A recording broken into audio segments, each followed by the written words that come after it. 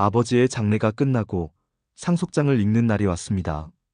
검은 상복을 입은 친척들이 거실에 모여 앉아 있었고 공기마저 묵직하게 가라앉아 있었습니다. 종이에 적힌 글자가 하나하나 낭독될 때마다 모두의 시선이 숨죽인 듯 따라갔습니다. 큰아들 박민규는 강남의 주식과 개발 예정지 토지를 상속받습니다. 순간 형 민규의 얼굴이 활짝 피어올랐습니다. 사람들 앞에서 일부러 헛기침을 하며 기세등등한 미소를 지었습니다. 강남 주식, 개발 예정지 토지라니. 그야말로 부러울 게 없는 유산이었습니다. 그리고 다음 문장이 이어졌습니다.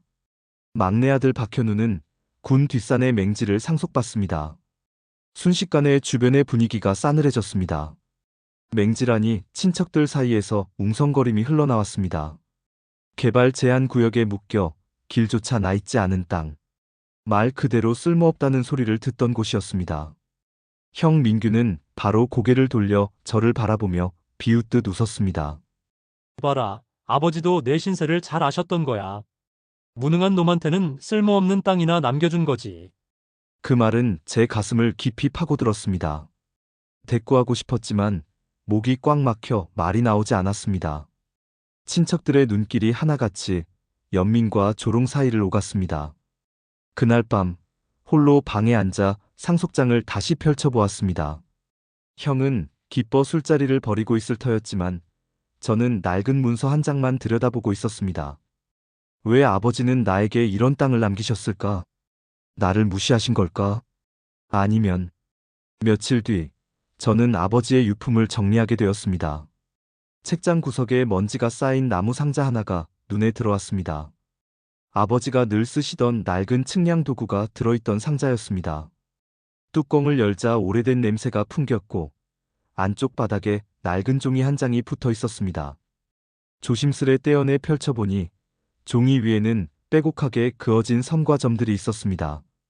단순한 지도 같기도 했지만 자세히 들여다보니 마치 물길을 표시한 듯한 흔적이었습니다. 그리고 구석에 작은 글씨가 쓰여 있었습니다. 진정한 분은 모두를 살리는 물에 있다. 순간 심장이 쿵하고 내려앉았습니다. 이건 단순한 낙서가 아니었습니다. 아버지가 평생 손에서 놓지 않던 측량 도구와 함께 남겨둔 것. 어쩌면 아버지가 연구해온 수맥지도일지도 모른다는 생각이 번개처럼 스쳤습니다. 그동안 아버지는 종종 산속을 혼자 다니며 땅을 살피셨습니다.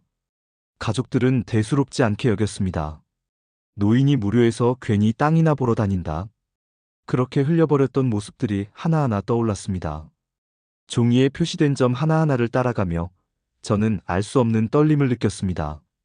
아버지가 왜 나에게 저 땅을 남기셨는지 이제야 조금 알 것도 같다. 쓸모없다던 맹지. 모두가 조롱하던 땅. 하지만 그 땅 밑에 숨겨진 것이 있다면? 제 가슴은 다시 뛰기 시작했습니다.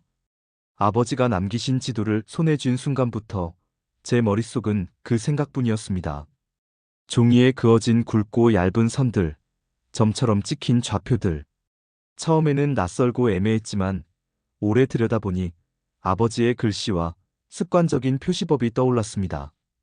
분명 의도적으로 남겨둔 흔적이었습니다. 며칠 동안 잠을 설쳤습니다. 일터에서도 손에 힘이 들어가지 않았습니다.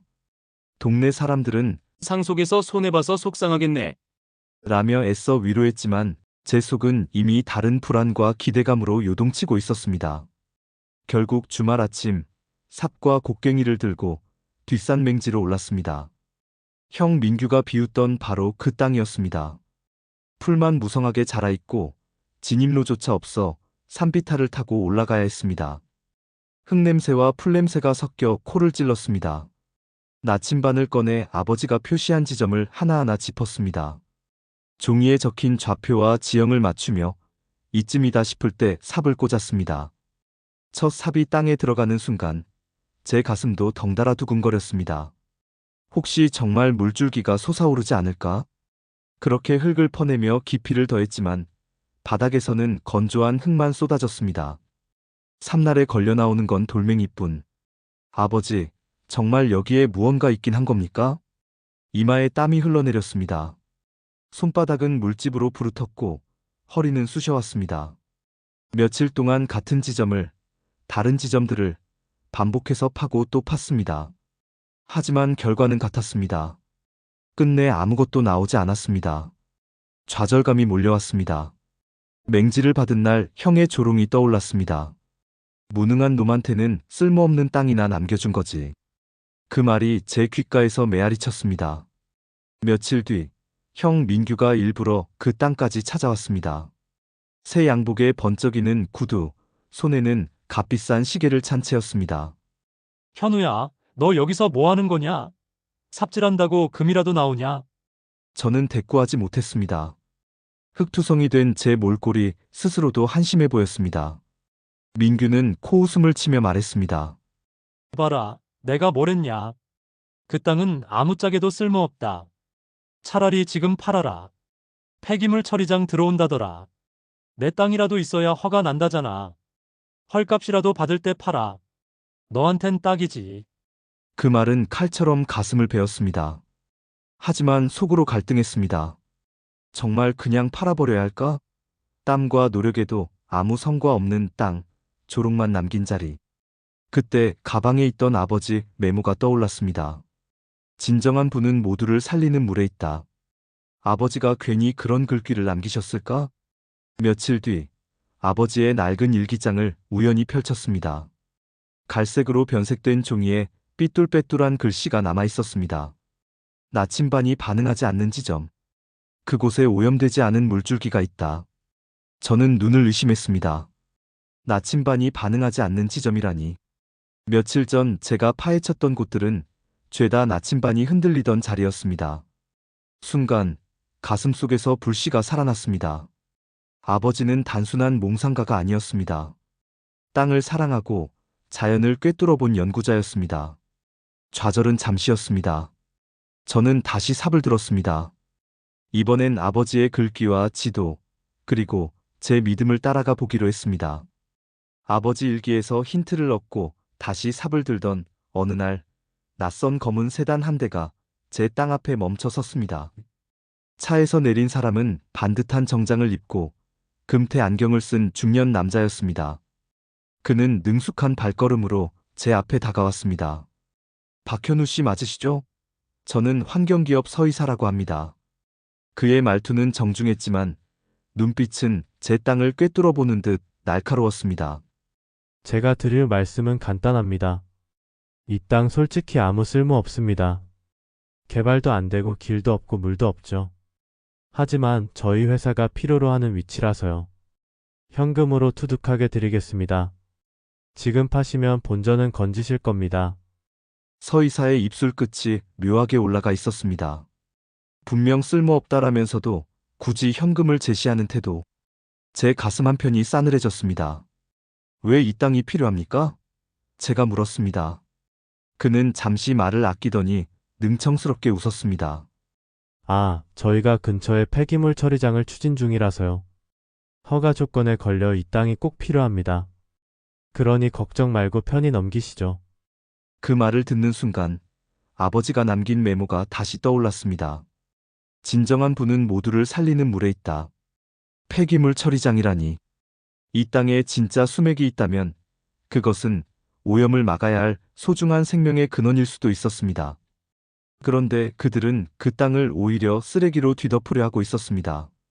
며칠 뒤, 형 민규가 불쑥 찾아왔습니다. 번쩍이는 외제차를 몰고 손에는 명품 가방을 든 채였습니다. 현우야, 서이사 만났지? 잘 얘기해보자. 내가 혼자 고집 부려봤자 뭐가 나오겠니? 차라리 지금 팔아라. 우리도 상속분이 있으니 공동상속 소송 걸 수도 있어. 형의 말투는 이미 서이사와 한패라는 걸 보여주고 있었습니다. 형, 아버지가 왜 내게 이 땅을 남기셨는지 생각해 본 적 있어? 그냥 돈 때문이었을까? 제가 묻자 형은 비웃음을 터뜨렸습니다. 돈 말고 다른 게 세상에 뭐가 있냐? 너도 그만 꿈 깨라. 세상은 돈 있는 놈이 이기는 거야.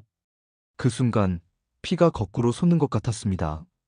형의 얼굴에서 아버지가 생전에 가장 싫어하시던 탐욕이 보였기 때문입니다. 밤이 깊어 혼자 앉아있던 저는 다시 아버지의 일기장을 펼쳤습니다. 낡은 종이에 쓰인 글귀가 희미하게 빛나는 듯 했습니다. 물은 누구의 소유가 아니다. 물은 사람을 살리고 마을을 살리고 세상을 살린다. 저는 눈을 감고 깊게 숨을 들이마셨습니다. 형도 서이사도 모두 돈만 보고 있었지만 아버지는 다른 세상을 바라보고 계셨습니다. 그래서 결심했습니다. 아버지, 제가 반드시 지켜내겠습니다. 이 땅을, 그리고 이 물을. 탐욕의 그림자가 짙게 드리워진 순간이었지만 제 안에서 불빛 같은 의지가 타올랐습니다. 형 민규와 서이사가 결국 일을 벌였습니다. 어느 날 마을로 소문이 퍼졌습니다. 현우 땅에 굴착기가 들어왔다더라. 산비탈에 오르자 눈앞에는 먼지가 자욱하게 피어오르고 있었습니다. 굴착기 2대가 굉음을 내며 땅을 파내고 작업복 차림의 인부들이 마치 자기들 땅인 양버젓이 드나들고 있었습니다. 형은 팔짱을 낀 채 서 있었고 옆에는 서이사가 비웃듯 저를 내려다보고 있었습니다. 현우야, 아직도 버티니? 네가 뭘 할 수 있을 것 같아? 이 땅은 결국 우리 손에 들어올 거다. 저는 이를 악물었습니다. 하지만 두려움에 굴하지 않았습니다. 이미 준비해둔 게 있었으니까요. 뒤에서 차량이 줄지어 올라왔습니다. 흰색 마크가 붙은 차에서 사람들이 내렸습니다. 국가수자원 연구소 연구원들과 지자체 공무원들이었습니다. 지금 이 현장은 불법입니다. 허가 없는 중장비 투입은 위법 행위입니다. 공무원의 목소리가 울려 퍼지자 인부들이 당황한 눈빛을 주고받았습니다. 저는 아버지가 남긴 지도를 꺼내 들었습니다. 떨리는 손으로 좌표를 가리키며 말했습니다. 아버지가 이 땅을 그냥 남기신 게 아닙니다. 여기에는 모두를 살릴 물이 있습니다. 직접 확인해 보시죠. 연구원들이 장비를 설치했습니다. 굵은 시추드릴 이 땅속 깊이 박혀 들어갔습니다. 주변은 숨죽인 듯 고요해졌습니다. 형의 얼굴은 굳어갔고 서이사의 손끝은 불안하게 떨렸습니다. 나오겠어? 저게 무슨 물이 나온다는 거야? 형이 중얼거렸습니다. 그러나 순간 드릴 구멍에서 맑은 물줄기가 솟아올랐습니다. 처음엔 작은 물방울이더니 곧 세차게 뿜어져 나오며 햇빛을 받아 반짝였습니다. 사람들의 환호성이 터졌습니다. 연구원들은 곧바로 수질 검사를 진행했습니다. 결과는 놀라웠습니다. 불순물 하나 없는 깨끗한 지하수, 인근 수천 명 주민의 식수를 충분히 감당할 수 있는 대수층이었습니다. 언론 카메라가 몰려들었습니다. 기자들이 플래시를 터뜨리며 소리쳤습니다. 이 수맥이 지역 식수난을 해결할 겁니다. 반대로 서이사의 얼굴은 잿빛으로 변했습니다. 경찰차가 굴착기 옆에 도착했고 수갑을 들고 다가온 형사들이 서이사를 붙잡았습니다. 서씨, 불법 굴착과 환경법 위반 혐의로 체포합니다. 형 민규는 뒤로 물러서며 더듬거렸습니다. 나는 그냥 속은 거야. 난 몰랐어.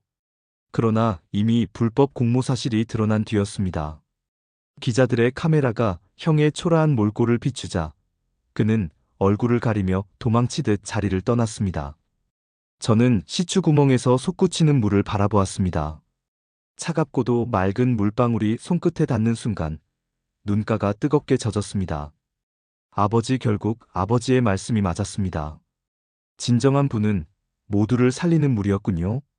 그날 맹지라 불리던 땅은 사람들을 살리는 보물의 땅으로 바뀌었습니다. 수맥이 발견된 지 며칠 뒤 제 땅은 순식간에 세상의 관심을 받기 시작했습니다. 군 뒷산 맹지, 국가상수원으로 지정. 신문 일면에 대문짝만하게 실렸고 방송 뉴스에서는 제 이름이 반복되었습니다. 지자체는 긴급히 회의를 열어 제 땅을 국가중요상수원 보호구역으로 지정했습니다. 정당한 보상금도 지급되었죠. 돈 액수는 결코 적지 않았습니다. 그러나 제 마음은 이상하게도 돈에만 기쁘지 않았습니다. 그 돈으로 무엇을 할까 며칠 고민했습니다. 결국 저는 결심했습니다. 아버지 뜻을 이어가자. 물을 사람들에게 돌려주자. 그 길로 변호사와 함께 서류를 준비했고 보상금 전액을 바탕으로 박수자원 공익재단을 설립했습니다. 재단은 깨끗한 물을 마을에 공급하고 젊은 연구자들의 수자원 연구를 지원하는 일을 맡게 되었습니다. 재단 개소식 날 마을 어르신들과 아이들이 모여 손뼉을 쳐주셨습니다. 현우야, 내 아버지 뜻을 내가 지켰구나. 참 장하다. 그 말에 저는 목이 메어 아무 대답도 할 수 없었습니다. 그 무렵 형 민규가 몰래 저를 찾아왔습니다. 초라한 옷차림에 눈빛은 퀭해져 있었습니다. 현우야, 잘못했다. 내가 욕심이 과했어. 제발 한 번만 용서해다오. 그는 제 앞에서 무릎을 꿇었습니다. 순간 수많은 기억이 스쳐갔습니다. 아버지 장례식 날의 조롱, 굴착기를 몰고 제 땅을 짓밟던 모습, 서이사와 손을 잡고 웃던 얼굴. 저는 천천히 고개를 저었습니다. 형이 잃은 건 돈이 아니야. 명예와 믿음이야. 그건 되돌릴 수 없어. 형의 어깨가 무너져 내렸습니다. 저는 더 이상 미련을 두지 않았습니다. 재단 업무로 바쁜 나날을 보내면서도 저는 틈이 날 때마다 아버지 묘소를 찾습니다. 맑은 바람이 불고 새들이 지저귀는 언덕 위 묘 앞에서 저는 아버지의 글귀를 다시 떠올립니다. 진정한 분은 모두를 살리는 물에 있다. 그 말은 이제 제 인생의 좌표가 되었습니다. 단순히 맹지에서 시작된 이야기가 아니라 제 삶과 마을, 그리고 세대를 이어갈 진정한 유산이 된 것입니다. 저는 묘소 앞에서 조용히 속삭였습니다. 아버지, 이제 알겠습니다. 아버지가 제게 남기신 건 땅이 아니라 살아가는 길이었습니다. 그 순간 마음속 깊은 곳에서 뜨겁게 차오르는 무언가가 있었습니다. 아버지의 차가운 땅은 결국 모두를 살리는 물길이 되었고, 저는 그 길 위에서 비로소 진정한 승자가 되었습니다.